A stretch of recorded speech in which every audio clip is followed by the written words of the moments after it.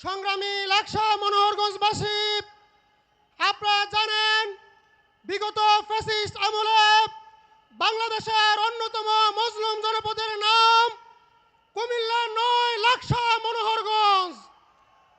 মনোহরগঞ্জের শহীদ আনোয়ার ভাই লাকসামের অসংখ্য ভাইদেরকে নির্যাতন নিষ্পেষণ করার পরও আজকের এই স্টেডিয়াম মাঠ প্রমাণ করে ইসলামী আন্দোলনকে স্তব্ধ করা যায়নি, যাবে না ইনশাআল্লাহ।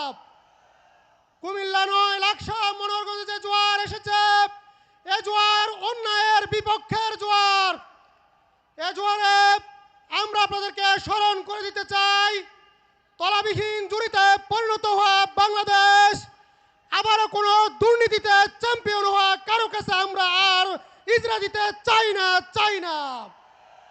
যারা দুর্নীতিতে বারবার চ্যাম্পিয়ন হয়েছে, তলাবিহীন জুড়িতে বাংলাদেশকে যারা পরিণত করেছে, তৃতীয়বার তারা একই কায়দায় বাংলাদেশকে পরিচালনা করবে। তারই ধারাবাহিকতায় লক্ষ্য করেছেন চাঁদাবাজি, টেন্ডারবাজি, গুম, হত্যা, দলীয় নেতাকর্মীদেরকে হত্যা, দিনে দুপুরে নিজের দলের কর্মীকে পাথর নিক্ষেপ করে হত্যা করার মধ্য দিয়ে বাংলাদেশে ইতিমধ্যে ফ্যাসিবাদ কায়েম করেছে। আগামী 12ই ফেব্রুয়ারি আমরা নিজেদের রায় দিব, গণভোটে হাঁকে জয়যুক্ত করব এবং প্রতিটি কেন্দ্রে শীষেডালা প্রাচীরের অটল অবিচল থেকে আমরা আমাদের কেন্দ্রগুলোকে অন্যায়ের পক্ষে শক্তির হাত থেকে রক্ষা করব ইনশাআল্লাহ। অন্যায়ের বিপক্ষে শক্তি থেকে শুধু রক্ষা করা নয়, আমরা আবার আমাদের বিপ্লবী কণ্ঠে উচ্চারণ করতে চাই, অসত্যের কাছে নত নাই হবে শির, ভয়ে কাঁপে কাপুরুষ, লড়ে যায় বীর।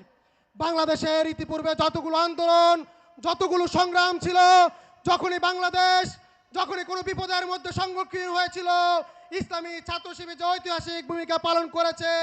আগামী দিনের ঐতিহাসিক নির্বাচন 2026-এর ফেব্রুয়ারি 12 তারিখ যে নির্বাচন হবে, সেই নির্বাচনে ইসলামী ছাত্র শিবির ঐতিহাসিক ভূমিকা পালন করবে ইনশাআল্লাহ।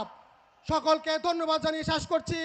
বাংলাদেশ জিন্দাবাদ, ইসলামী ছাত্র শিবির জিন্দাবাদ, ডক্টর সরারউদ্দিন সিদ্দিকী ভাই জিন্দাবাদ, দাঁড়িপাল্লার জয় হোক। আল্লাহ হাফেজ, আসসালামু আলাইকুম ওয়া রাহমাতুল্লাহ। ধন্যবাদ।